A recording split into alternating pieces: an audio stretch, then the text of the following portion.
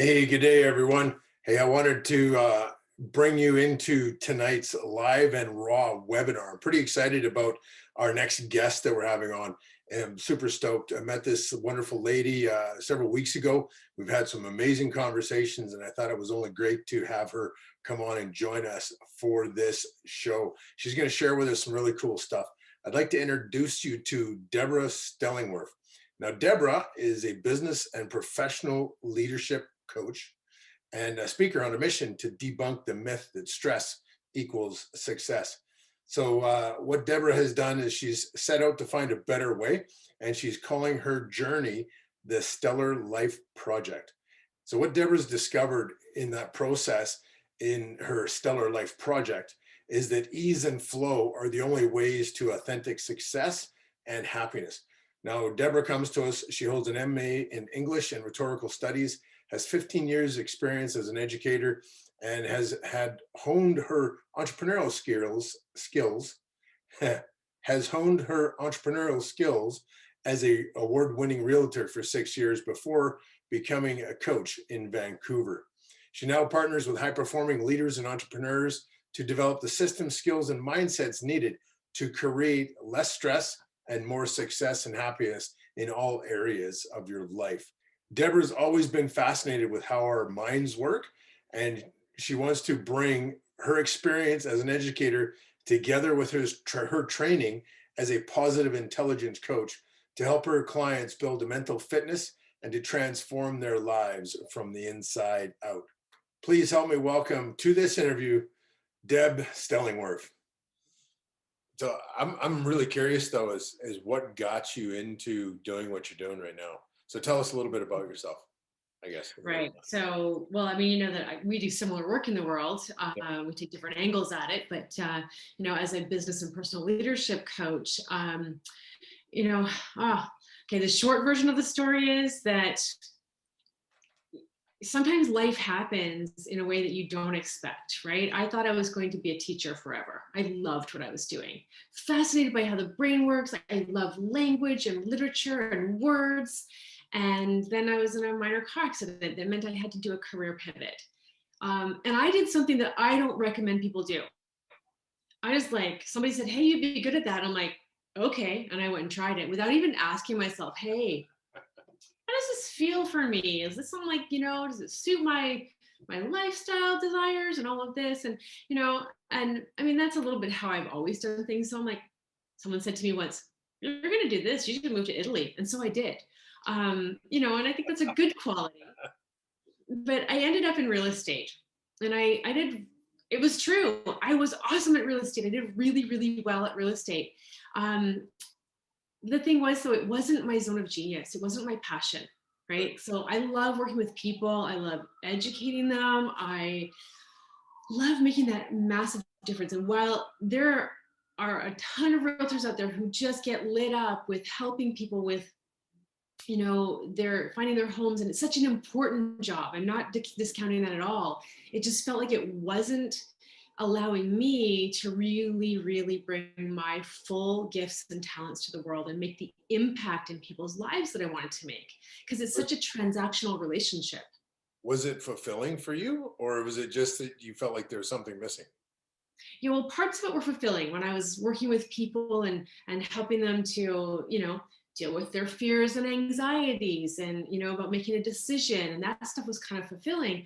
But that's the spotlight moment for realtors. There's a whole bunch of behind the scenes stuff that was just really killing me.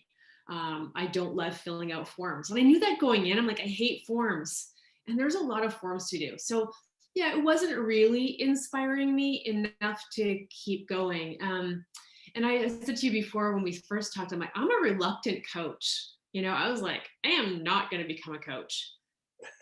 Right? I had we all have these ideas about what it means to be coaching. And the funny thing is that, it shows us how our brains work. Like, on the one hand, I had a great coach in the real estate space who I really attribute much of my success to enrolling in coaching very early on in my career. And so I knew coaching worked. And yet over here in this other part of my brain, I was like, no, only weird people become coaches. And, because yes, I was very judgmental, right? And so it took a while to get me there to that place where, people, and it happened again. And this has happened several times in my life when somebody else has said, hey, you might be really good at that. You should think about it. And it happened again with coaching. And now I have no regrets about real estate because, in fact, I could not have come from where I was as an educator and gone straight into business coaching. But because I ran a successful business and I'm a learning junkie. So when I got into business, it's like, okay, well, that's what I'm going to learn. And I was reading everything and and going to conferences and learning everything. And because I am an educator at heart, I found that I wanted to teach what I'd learned. Yeah. And that's where I kind of naturally went into coaching. And when somebody's, you should probably do that. I'm like, no, not doing it. And I was like, okay, well, maybe I'll do it. And then the next thing I knew, it was like, yeah, I think I need to do this. This is actually what I'm supposed to be doing here. I think I told you, right? My first day of coach training, I was like, oh, this is why I'm on the planet. Right. And the difference for me now is that, and you know this, right? The work we do is transformational.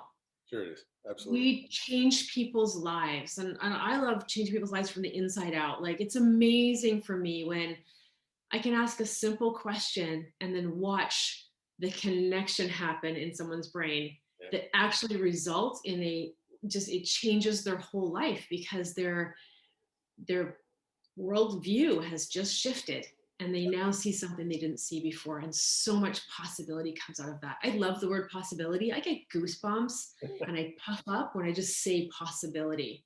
So that's what I loved about teaching, is that I was helping people, my students, to experience possibility. And that's what I missed with the mundane parts of real estate, of the day-to-day, like paperwork and all that kind of stuff. I missed that I was, working with possibility. So yeah, so that's the short version of the story. Nice. Well, there's a couple of things that you said in there that I want to go back and unpack. And one of Mm, them that struck out for me was the zone of genius. I want you to mm. explain to me how you come up with that term and how it can apply to helping somebody figure out what their zone of genius is. Mhm. Well, I mean, there's nothing new under the sun. I can't remember the guy. You probably remember it. I'm just having a blip right now. I think it's not Jim Rohn, one of those guys who talks about the sweet spot. Jim Collins, right? Jim Collins talks about the sweet spot. And really, the zone of genius always resonated more with me. It's a term I heard from Gay Hendricks in the book, The Big Leap. And the zone of genius is that place where you are living your highest purpose, where you feel like you're making your highest, best contribution in the world. And when I came across that book and I read that line, I was like, oh, this is why I'm feeling kind of antsy in what I'm doing in real estate, because I'm not feeling like I'm living my highest, best purpose and using all of my gifts. Like, when you're in your zone of genius. I mean, Wes, you and I are so lucky that we found this place where we know, like, we're in our genius, right? Like, wake up every day super excited about the work we get to do in the world, about the people we get to interact with, and the people we get to meet. And that's when we know you're in your zone, when what you're doing energizes you. Oh, absolutely. And that's one of the best ways to find it. Like, what do I love doing? And like, I like to say I'm a bit of a midwife of the zone of genius, right? Like, helping people birth their why and really get it into language, because I love words, right? And when we ask somebody, like, how do you figure out what your zone of genius is? And I want to tell everybody who's listening or watching, when I first heard that, I thought, oh my gosh, I don't have a zone of genius. I'm not special. I'm not anything, genius. So it actually took me a couple of weeks of sitting with that question and feeling like, oh, I'm not genius. I'm not special. Then I realized, oh, my gift is in teaching. My gift is in teaching and helping others to see their possibility. And I was like, oh, and there's my genius. And for some people, it might be, so I know some people whose their genius is connecting people and creating events. And, I had a client I was speaking with yesterday. That's her thing. She just absolutely loves connecting people and creating events where meaningful connections happen. So that's one. For other people, their genius might be painting or computer programming, like whatever it is that lights you up, right? For some people, they love filling out the forms that I hated filling out, right? So, it's like we all have this different zones of genius. And when each of us is stepping into it, I believe the world could be a better place, right? We inspire, because like you and I stepped into ours so we can inspire other people. And we have an ulterior motive, is to get them in their zone of genius so that they're inspiring other people, and we have this ripple effect out into the world. I like how you said that, the ripple effect. Like that is so powerful. I mean, my tagline is wanting to create world abundance through business success, and creating that trickle down effect, same thing. And so that's, to me, I think that's super powerful. So there's another thing you mentioned there in your introduction of how you got into coaching, is the reluctant coach. And I want you to kind of maybe just go back and explain why you felt reluctant about getting there. When did you realize that you were supposed, this is your genius? Yeah, it's my calling. It's my purpose, right? Okay, so this is terrible, but when I first came out and I got into the networking world, and I started meeting people who were calling themselves life coaches, and I was like, life coach? What is that? Can't people just take care of their own lives and just get stuff done?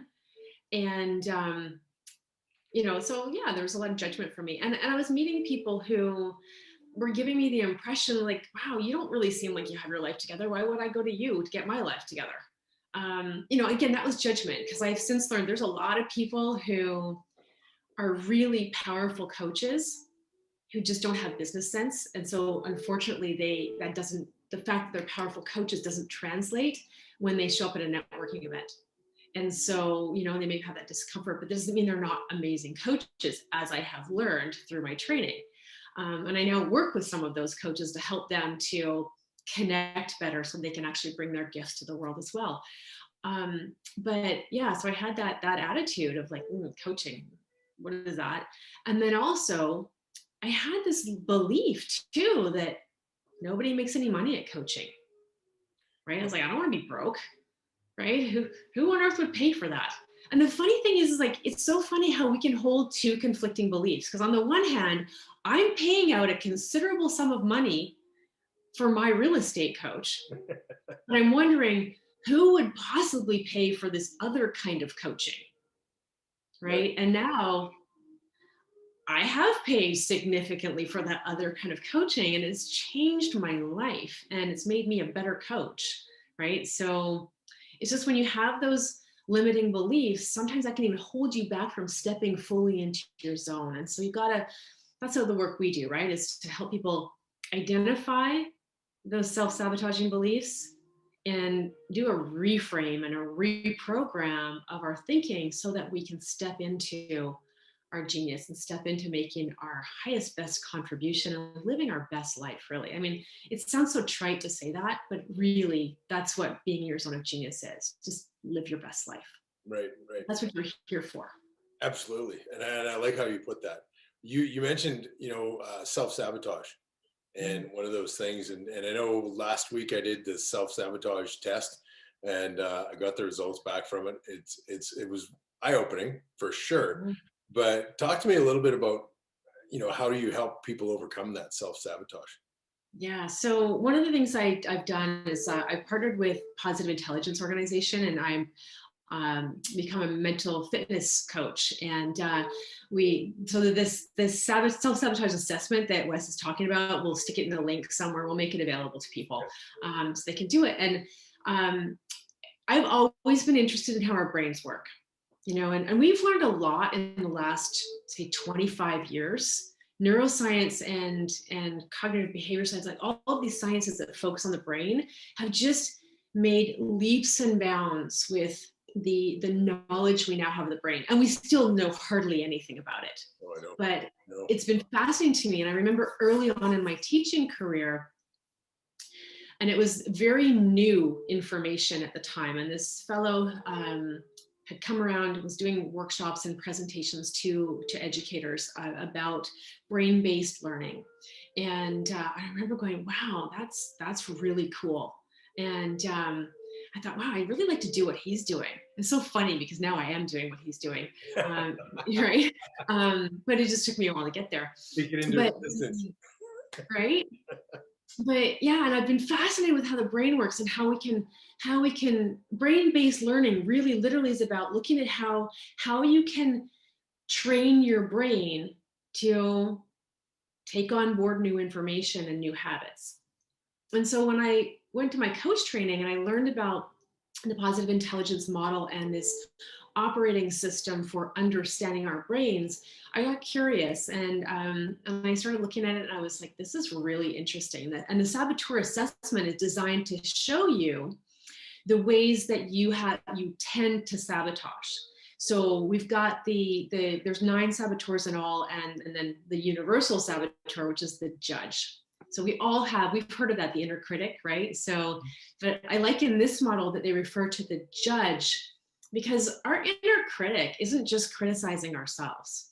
It's judging ourselves, it's judging other people, it's judging our circumstances.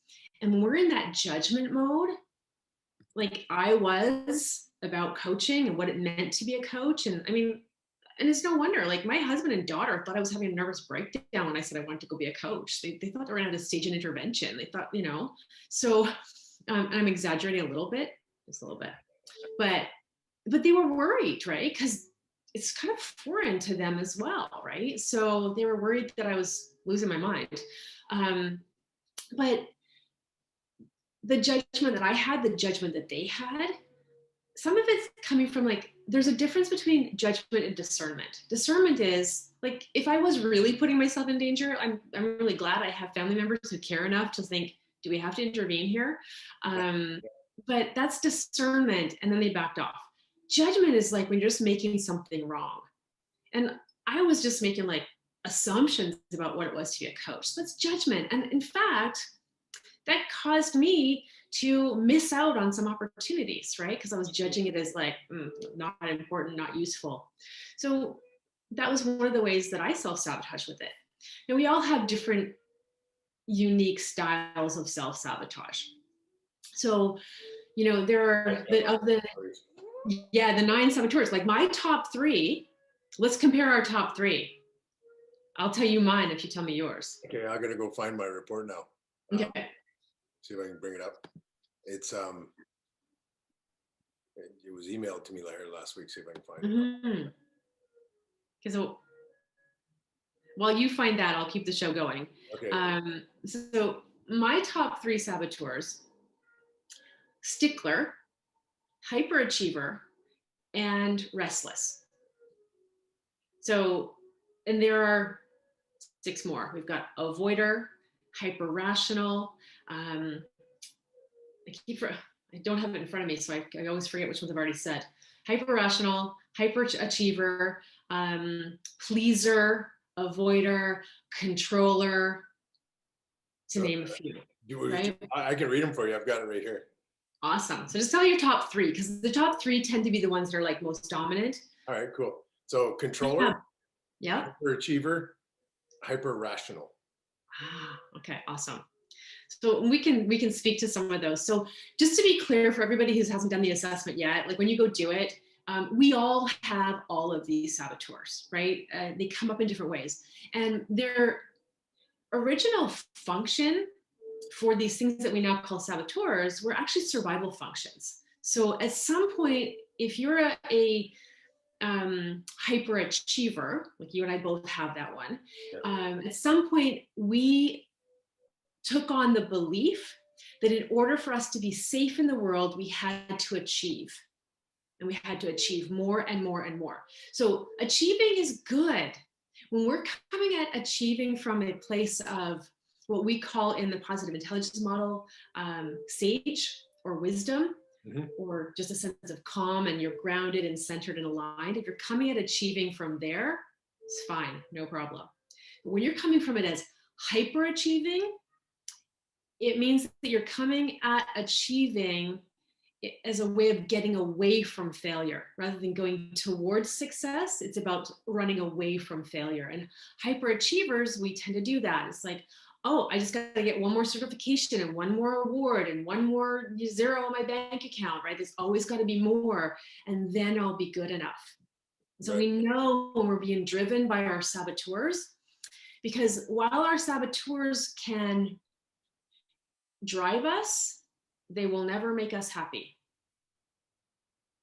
Whereas if I come at any of those goals I just named, another zero in your bank account, another award, another degree, from a place of like, this is fun, let's see what we can do here, and just wanting to come in, it's not self-sabotaging because it can make us happy to do those things, right? And so, yeah.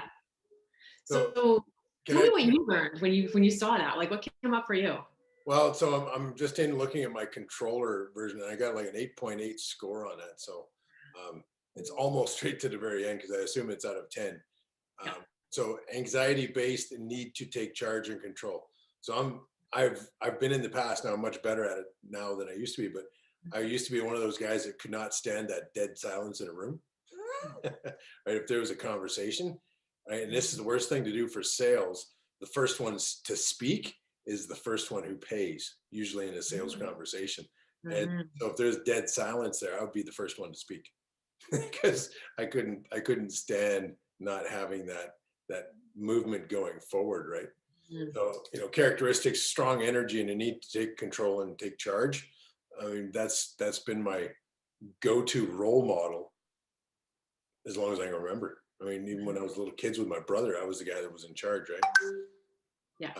You know, Because at some point when you were younger, you took on this idea that that was the way to keep the world safe.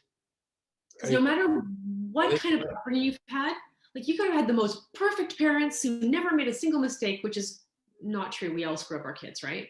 But you could have this most perfect upbringing, and it's still at some point as a child, you're going to realize, oh, my parents don't have it all figured out, and this world maybe isn't as safe as I thought it was.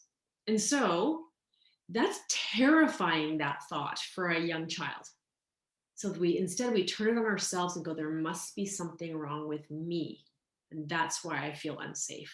So I'm going to do whatever I need to do to create safety.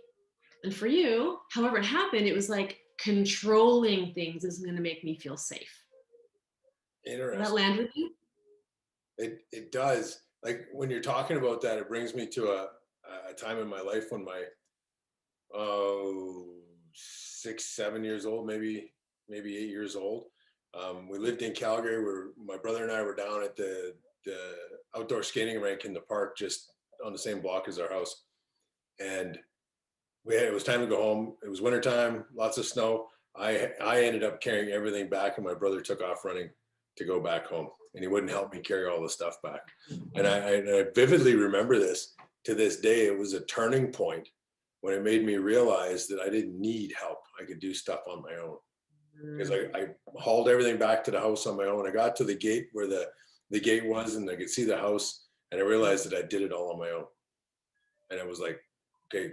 And it changed. I think at that point, everything changed in the relationship between me and my brother. And it was never the same after that. And I realized that I didn't need him to help. I could do it on my own. And ever since then, it was this me taking charge and being in control, I think, is when that happened. Well, it's so interesting you remember that, because most people don't remember that moment that it happened. And I think because you remember it, and it changed things. Yeah, I can control things. I can do things. I'm capable. And that's a different thing. I'm capable. I can manage. I'm safe, as opposed to, no, I'm going to control everything so that I can feel safe. Because I think what we've talked about before, and I think is not a surprise to anybody who's got the controller, because I have a little bit of controller too. It's like down there, the fourth one. But we have them all, right? And so, but the thing is, it prevents us from asking for help. Oh, yeah. When help could be of great service. Now, you don't need it. You can do it by yourself. And you can get further and faster with support. And I think this is one of the things we're always coming up against with coaching clients, right? or potential coaching clients, people who are like how we used to be like, oh, I don't need, I can do it all by myself. I don't need help. Right. And helping people to understand, wow, you can get where you want to go faster if Oh, you have somebody walking with you. Right. that is so true. I mean, I remember all my life, get out of my way, let me do it. People that come up and want to help. No, I'm good. Get out of my way. And it's so true. It wasn't until I started into my alcoholic recovery process where I started being more willing to accept help, and then realizing that it was okay to ask for help, and then in that space also realizing that it was okay to be vulnerable. And that was something that I'd never ever allowed myself to do. Since that moment with my brother, you know, I was mad. I cried all the way home. I was Mhm. furious. And when I got to the gate, it was like something changed. And I don't know what it was, but I knew I could do stuff on my own. I didn't need any help. And that that did not serve me. I mean, it did serve me to a point, but not well as an alcoholic, because it was anger and get out of my way kind of thing. Let me do it. Right. Now I'm in recovery. Reaching out for help has been one of the biggest things I've been able to do. And I mean, that's why I want to create this podcast as well, is so that, business owners get to realize that we're not in that ocean all by ourselves anymore. Like, how many business owners feel isolated, thinking that, they're trying to grow their business, they're frustrated, they don't know what to do, and they have nowhere to turn, they nowhere to talk to. Yeah. Who do they And that talk they to should about know what to do? already. Yeah. Yeah. Who do I talk to about what to do? Who do I talk to about how do I make this decision? Yeah. Right. And so building a community around that is kind of one of my goals, so that Mhm. business owners can actually have that conversation and go, what do I do? How do I do And and that's what you were saying too is about like learning that vulnerability is okay, and learning to in recovery, one of the things you learn is about self-empathy and self-care, right? And self-empathy is actually one of the most powerful antidotes for self-sabotage, is strengthening those, what we call sage perspective, your right brain. So your left brain, so I'm going to give a real quick neuroscience lesson, if that's okay. Absolutely. I'm all Okay. for it. I've been So reading Joe Dispenza's books for a while now. So amazing. So in our left brain, we literally have two brains, right? They're completely separate organs. And your left brain is the center of reason and logic and language and all those numeracy and all that kind of stuff, right? And it's that, along with the amygdala, which is our prehistoric brain in the back, those are, we can say, this is the survival region of our brain, yeah. right? It's like it's concerned primarily with survival. Whereas the right brain and the prefrontal cortex are concerned with creativity and emotion and passion and laser focused action and innovation and all those lovely things that creation and imagination come from. Okay. And so our brains are actually wired for threat, right? So from a prehistoric point of view, it was way more useful for us to scan the horizon and see all the negative threat than it was to see all the beautiful things. So, and some research shows that there's a 3-to-1 ratio. So for every gorgeous little butterfly you see, you're going to notice 3 saber-toothed tigers who want to have you for lunch. I like The it. problem is that we no longer live in an environment where we are at risk of physical danger on an ongoing basis, right? We rarely feel that, where we're at risk of physical danger. And Well, yet our brains, our they mind don't know. will create that fear.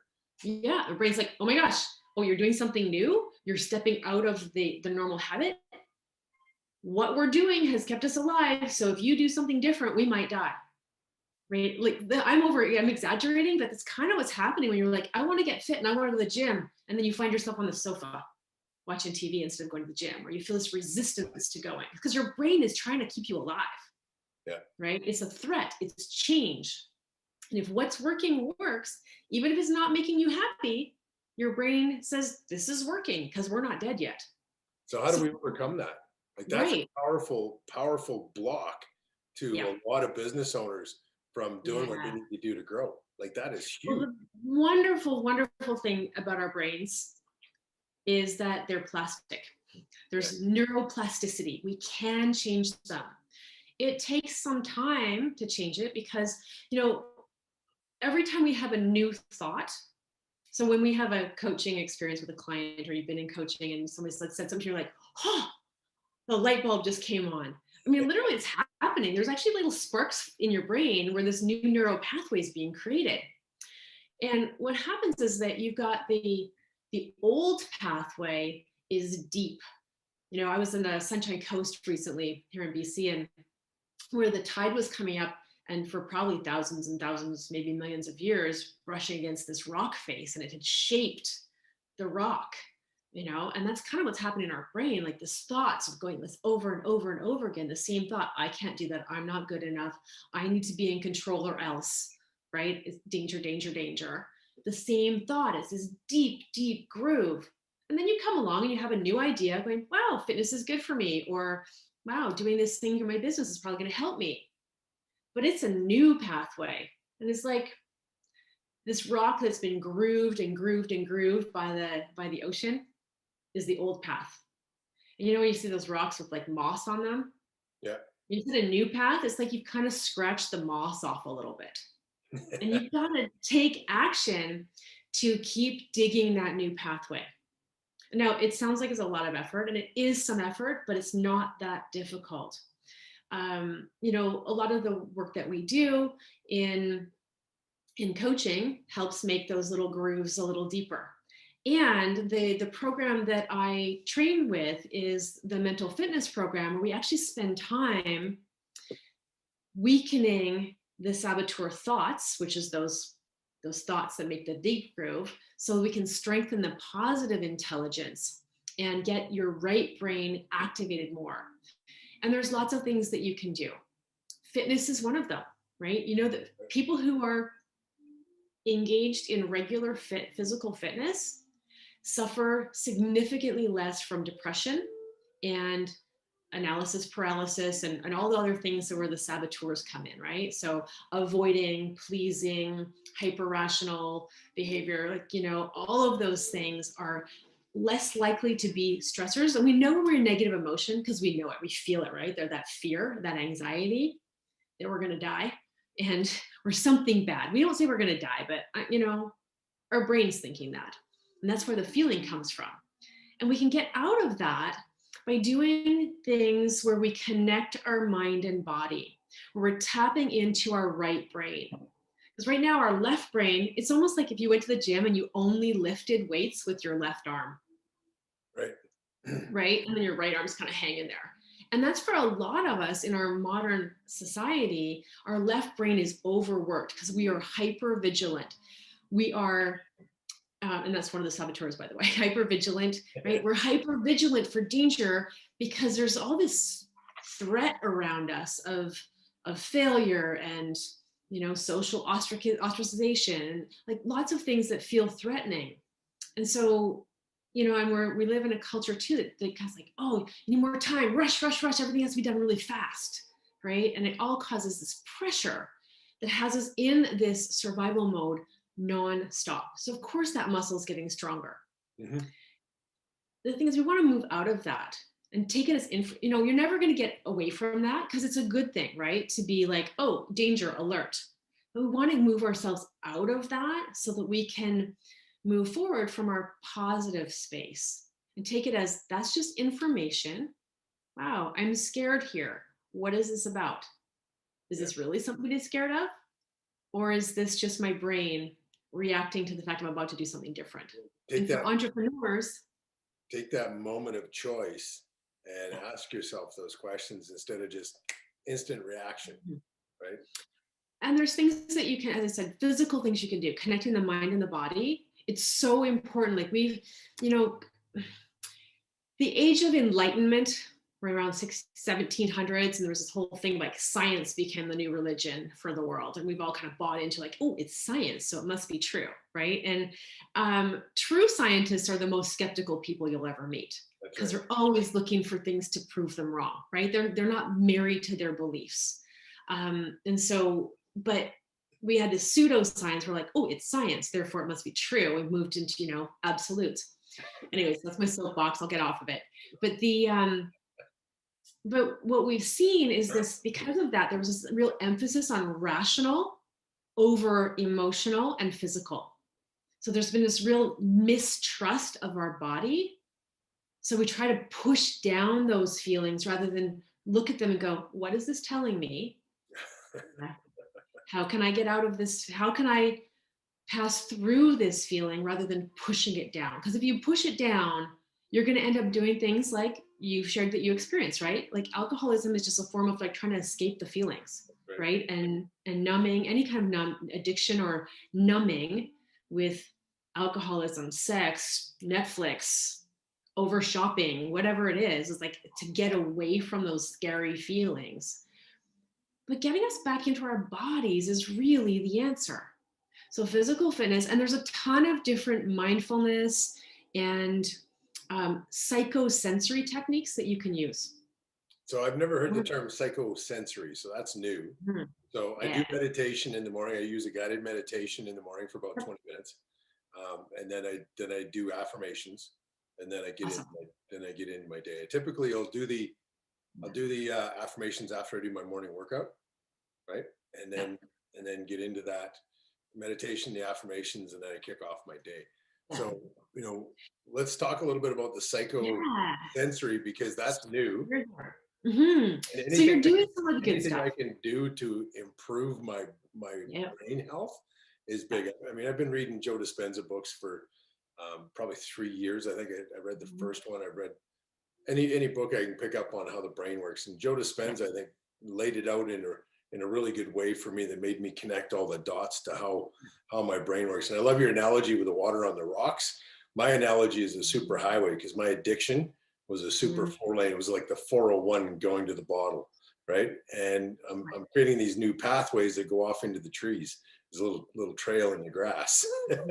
So, and what I liked about what Joe talks about is our brain can repurpose that old neural pathway, which is really cool. And so, so share about how we can do that using psychosensory techniques. So, and all the things you're doing are great, like meditation and but what helps, like the word mindfulness is kind of overused and misused, and we kind of lose the sense of what it really is.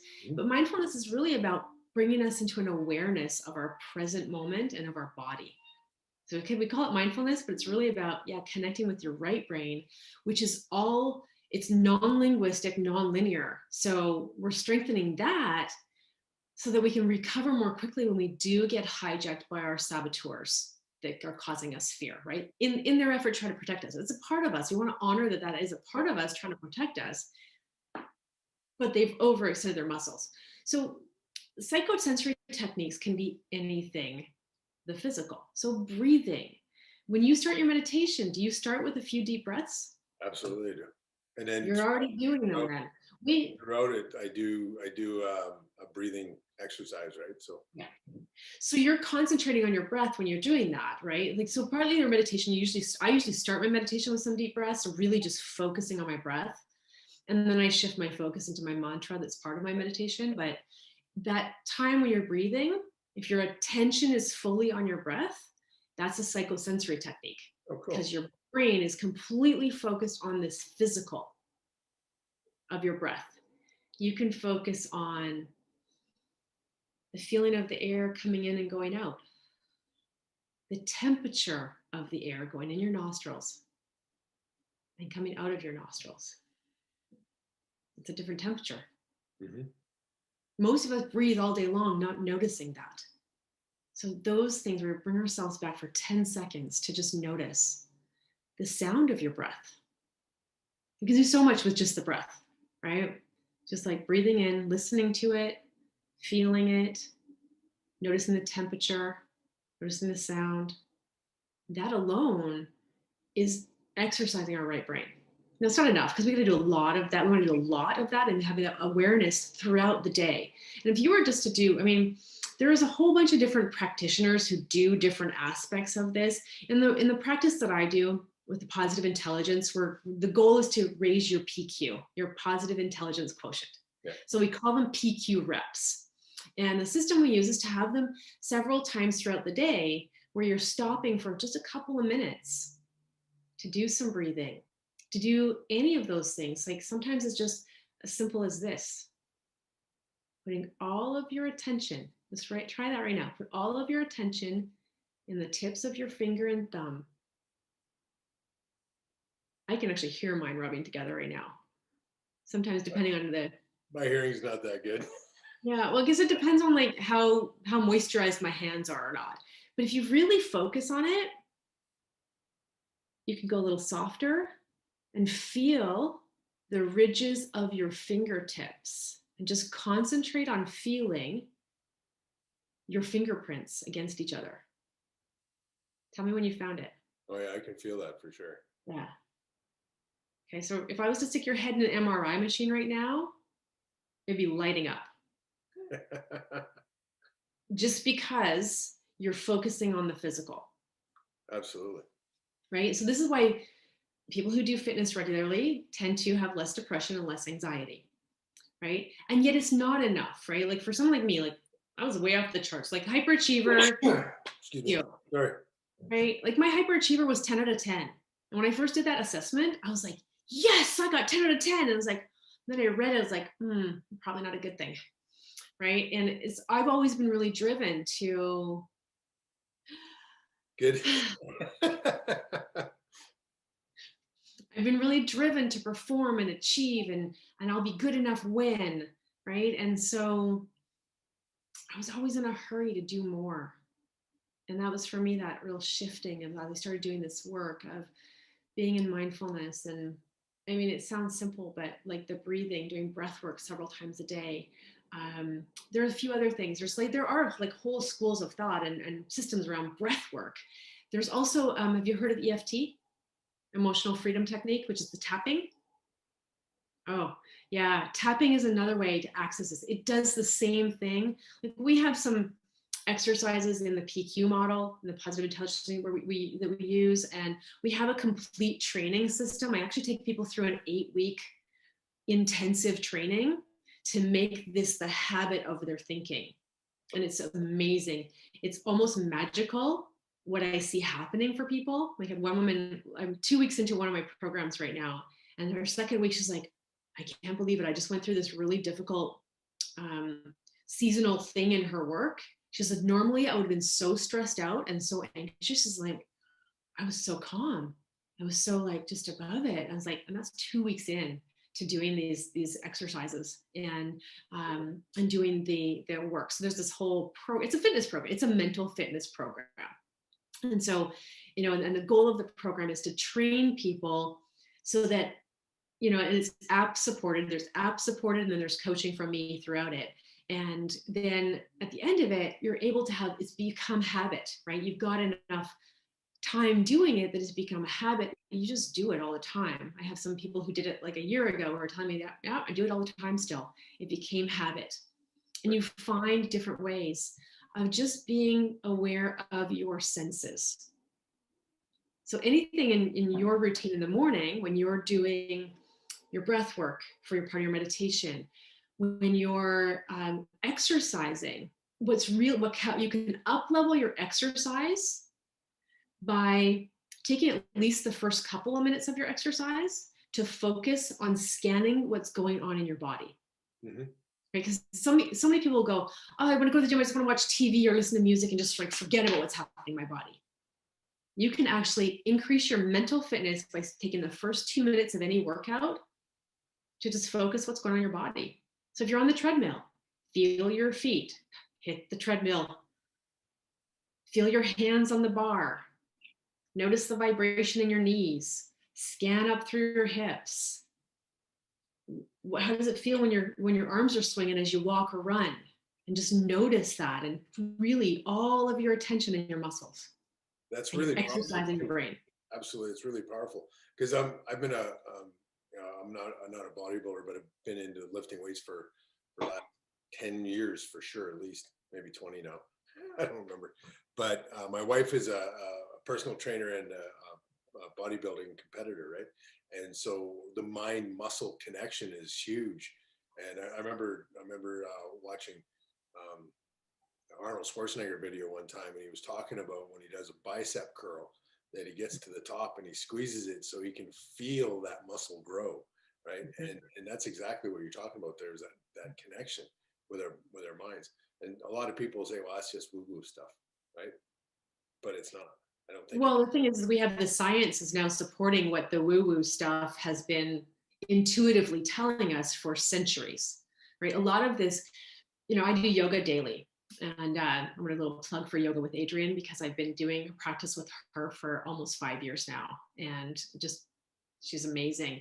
And, in yoga, the mindfulness stuff is built in, yeah. right? Stop and breathe. Okay, bring your center, come to your center. Like just the things that are built into the instructions are intended to bring your focus into your body. And yoga is an ancient practice. And so, when we listen to our intuition, we actually know a lot of this stuff already.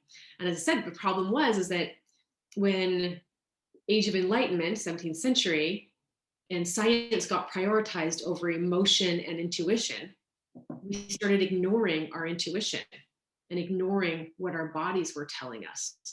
And so we see that in the medical profession, right? Like where some people will say, well, my body says this, and the doctor's like, nope, that can't be. And they'll listen to the doctor instead of listening to their own body.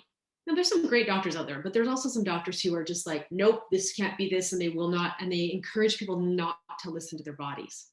Yeah. Right. And we're shifting. We're definitely, in our lifetimes, we've seen that shift, but I've watched how my parents and my grandparents kind of just deferred everything to the doctors, to the medical profession, which again is shifting to understand that our bodies have a lot of information for us. And so does our right brain if we would just use it.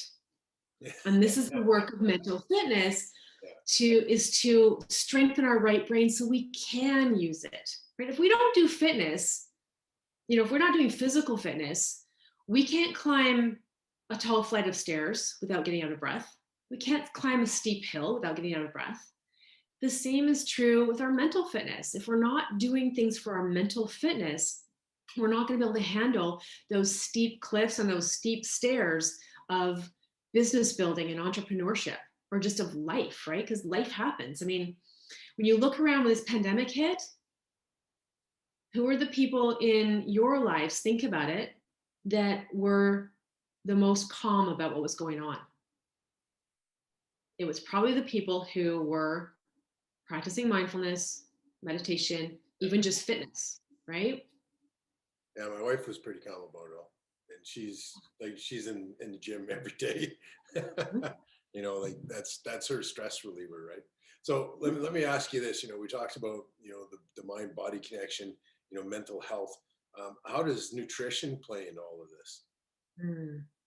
I'm not a certified nutritionist, but I have opinions on nutrition. I think nutrition is a big part of it. It's like how we treat our body, right? Like what you put into your body says something about how you feel about yourself, right? And so I think the more dialed in you are to your body by doing this mental fitness work, the more you're aware you can also be of how things affect you, right? Like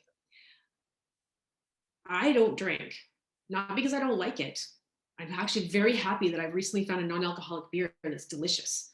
And it's hard to find. But I'm intolerant. I don't tolerate alcohol. My body just is like, no, thank you. And I wish I had that problem. yeah, but it's how it makes you feel, right? It's like, so it's alcohol or food. It's the same with sugar for me. So I think the more tuned in you are to your overall health and well-being, the more you're going to be sensitive to when you put crap in your body, how it makes you feel. Yeah. So, I don't know if that answers your question. I think that nutrition is a huge part of it. Well, I think you're right, and you're absolutely true. It does. We need to make sure we eat healthy, and that health doesn't necessarily mean following the USDA guidelines, because there's some stuff that I've watched that will argue that point completely, And I've seen it in my own body that Mhm. stay away from carbs. Like me and carbs just don't go well together. You know, when you mentioned that, something came to mind because I don't do this work personally, because I work with people in business and leadership. That's my main focus, is helping them kind of get over their pleaser or their avoider so they can become better leaders. Um, but some of the people who do the mental fitness program actually focus on weight loss and use the PQ reps and the psychosensory technique Mhm. to help people build their mental fitness while and as a result they're losing weight because they use it around food. So there's this real focus on, and other people have done this before. Now we've proven it with science that it actually works. There's a brain body connection happening. Yeah. But you know, for a long time, if you go back and there's lots of literature from even 100 years ago that says chew your food slowly, pay attention to it, savor it, and you will not, you know, you'll know when you're full and you won't overeat. And here's the thing: when we look at, there was an obesity epidemic in North America, and largely because we were ignoring our bodies. When we Yeah. listen to our bodies say, "I'm full, I'm good," but we ignore it because we're in fight or flight, so we're like, get some more stores on board in case we're going to starve to death, right? And there's all those things that are going on. So again, bring us back to our body, and I think we solve a lot of things. But we're, rather than going to the root cause, which is the mental fitness, we're offering diets, we're offering antidepressants, we're, you know, all kinds of, like, you know, buy this next product or buy this fancy car and that's going to make you happy, right? And I'm not saying those things aren't fine. They're fine. I have no problem with buying a new car or anything. But if we don't start with the root cause of what is making us unhappy and what's stressing us out, we're just going to continue in that same cycle. That's right. And Absolutely. that's what the I book agree. is. I agree so much with that. You know, and I think, you know, one of the things you said that, you know, we talk about um, our mental health and everything that we do. One of the things that I've seen, you know, especially because the way society has gone, you know, we've done this transition from being aware. You know, back in the caveman days, we hunted for food and we were very social creatures. In this Mhm. day and age today, when we don't have that fear, we're being driven by something, and we're so busy doing things that we get out of the mindfulness, we get out of the moment, and Mhm. we're separating from everything that's important to us, right? We separated from our family, separated from our own person, and we're in this space of, for lack of a better word, chaos. Mhm. And then we wonder why we're having, you know, what's the word I'm looking for, anxiety attacks and stuff like that, right? Is because we're not taking that time to be in the moment, connect with our mind and our bodies, and then connect with those people that are around us, and to be whole, right? To Mhm. really be whole. Yeah. And yeah, we've talked about this before, right? The social connection. We talk about what do you need to survive? We need food, water, shelter. And you said it before, it was a social connection. Yeah. And so much of our anxiety around just this kind of random nameless anxiety has to do with fitting in and being accepted, right? And so, you know, I posted something on my social media account the other day that got a lot of attention, was, you know, if we can learn to get past our own fears and other people's expectations, we can really live our lives. And that's what mental fitness does for us, because it allows us to step out of the fear of not being connected. Now, I'm not saying we need, you know, we still need to connect. Absolutely. I'm with you on that. Yeah.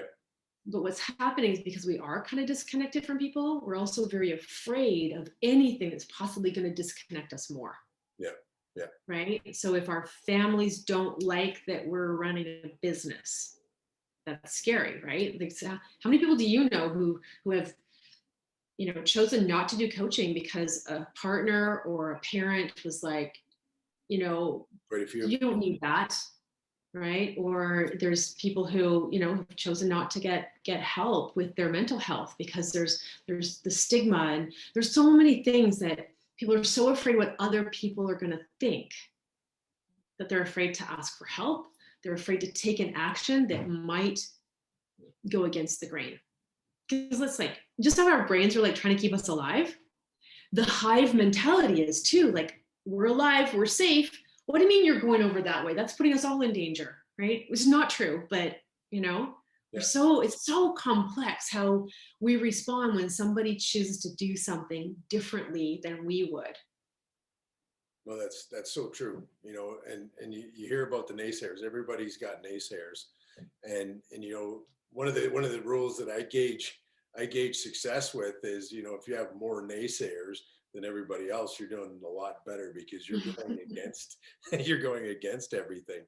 And you know, the road less traveled is the road to success in a lot of books that I've read, right? You know, Which ties in perfectly because the road less traveled is that new neural pathway you're trying to shape, right? absolutely. There's your new, yeah, there's your road less traveled. You got to travel it some more. So I have another question here that I think is a little off topic, but maybe not, because we're talking about brain health and stuff like that. So how does your exercise and your programs and this mental agility, how does that lend to creating or helping us to create a vision for our future? Because I'm very big at envisioning what we do. Yeah. You know, I'm a first you have to see it in your mind. I think it was Napoleon Hill talked about if you can conceive and you Yeah. can believe, you can achieve. First, it has to happen in our minds. And I mean, it was proven. They did some studies where some piano players came in and they hooked a brain machine up and they played piano and they fired all the signals and they could tell what parts of the brain were firing. And then they had them come back in 2 weeks later and practice playing the piano in their mind.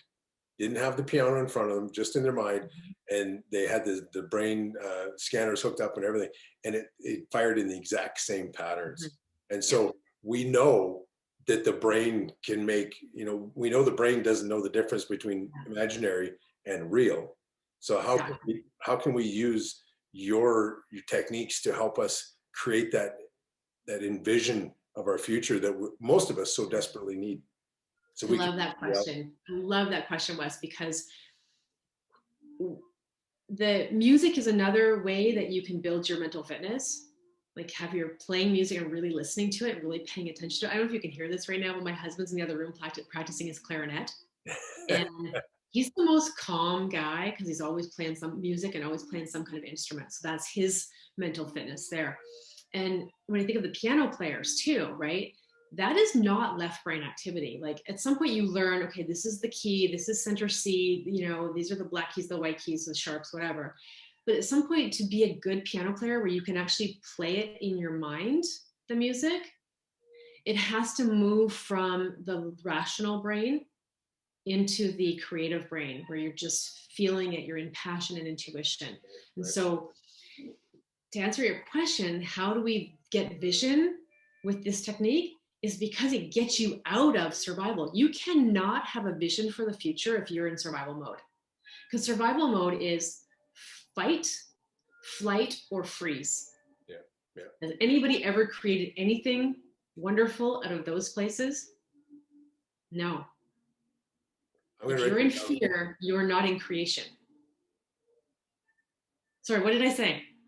Fight, flight, or freeze. You cannot have a vision. You cannot build a vision for the future if you're still in survival mode, right? Yeah. And that's what I wrote Yeah. down. That's powerful. I think that is a right there. I think is a cool breakthrough for business owners if they're listening to this, they're watching Yes. this. You know, if you're stuck, you can't figure out how to get unstuck.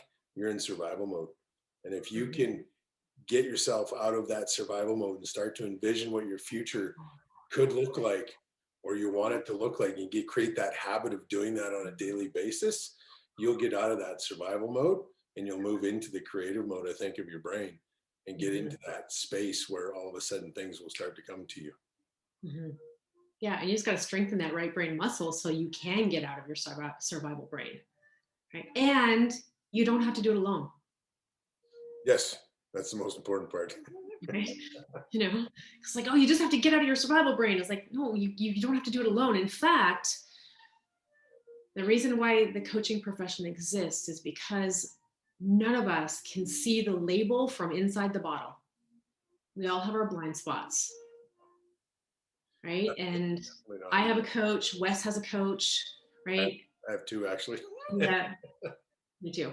You know, and so we have coaches for that reason, because it just opens up so much possibility, right? And I don't mean to make it a coaching commercial, but it really is. This is part of what we do. It's like we want to help people. We say, like, we've got the water. If you're thirsty, come and drink it, Yeah. right? And so the mental fitness is if you wanted to wrap that up, I'm not sure if you, it sounds like we're coming to a conclusion here. I just want to, yeah, say that, like, there's the thing is that you're already probably doing a lot of the activities that will help build your right brain. It's not like, you know, there's nobody walking around with completely like offline right brain.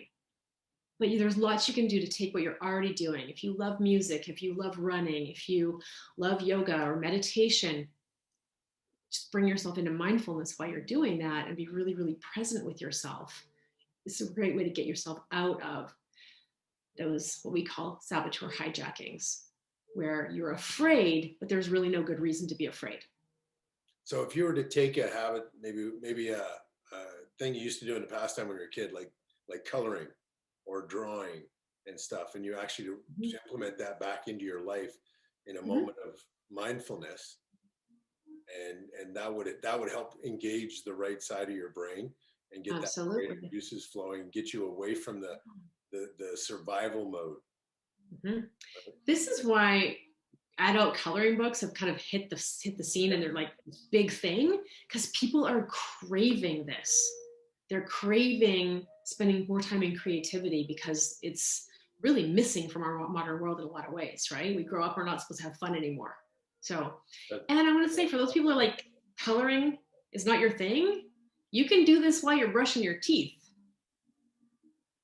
Take the time that you're 2 minutes that you're brushing your teeth to really feel the bristles, to really hear the sounds and feel the bubbles of the toothpaste, and be really present, and just don't think about anything else other than that toothbrush in your mouth against your teeth and what it feels like, the tingling of the toothpaste, whatever those the sensations are, the taste of it, right? Because when you're that alone, you've got taste and sound and touch.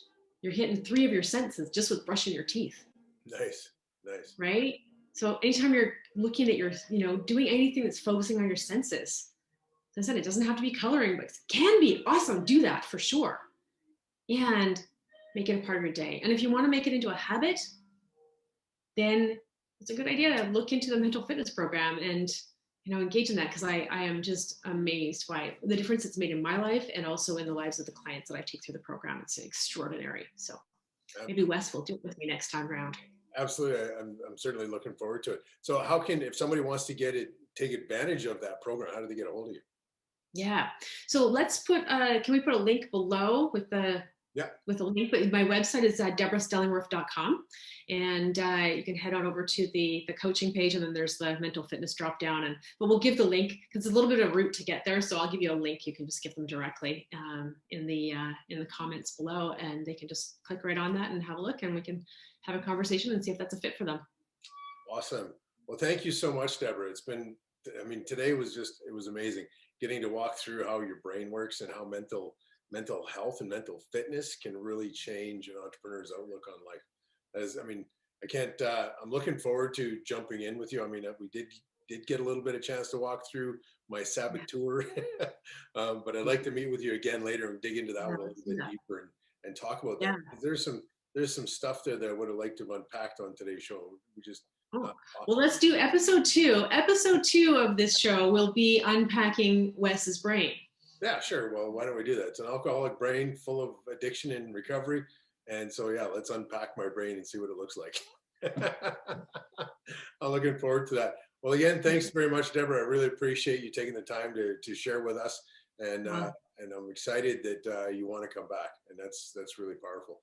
I look forward to working with you in the future. It's going to be awesome. Yeah. Thanks, Wes. Keep breathing, everybody.